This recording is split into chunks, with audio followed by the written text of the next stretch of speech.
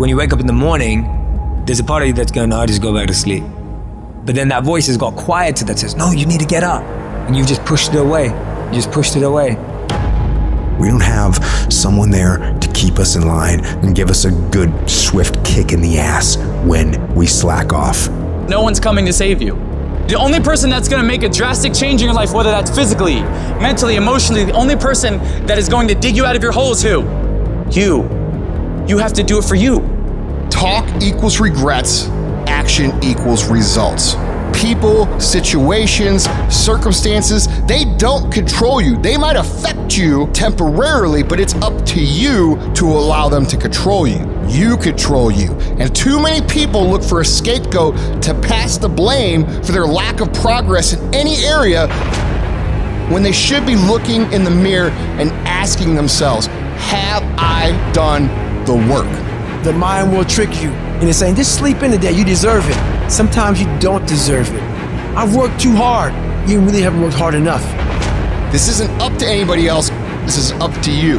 We can't be in cruise control. You can't let your mind be in cruise control. You have to be cognizant of what you're thinking. We have to be our own sergeant, to hold the highest standards and allow no fucking slack.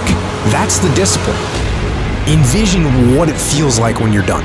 What it feels like after you've worked out, or you've held the line on your food intake, or you've pushed through some monotonous project. Contrary to that, envision what you will feel like later when you let the discipline slack, feeling weak, and you know that you're falling behind. And ask yourself which one you want to feel in 10 minutes. In a half an hour. When the thing is done, remember what that feels like, and then remember that those minutes, those hours, they turn into weeks and months and years, and holding the line in those critical minutes will put you in an infinitely better place if you maintain the discipline. So work through the weakness, fight through the temptation, hold the line. It is not easy, but it is worth it.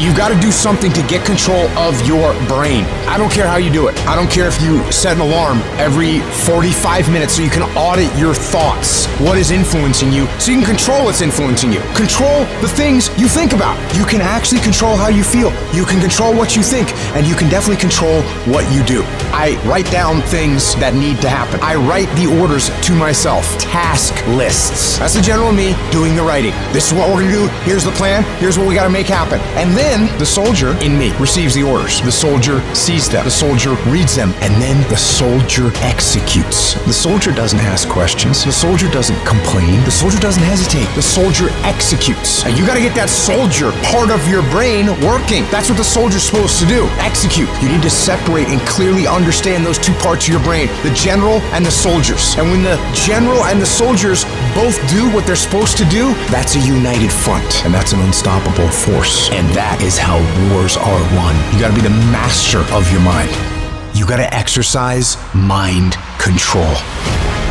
I want you to decide, I am going to become disciplined. That should be your only goal, because if you develop the ability to say no to the guys' nights and the girls' nights, to say no to the alcohol at any time, to say no, I'm not eating that because I'm working on this project. If you develop that discipline at that basic level, how different will your life look a year from now? What will you accomplish that you think in your mind you want to accomplish if you develop that level of discipline? How much difference will it make in your life?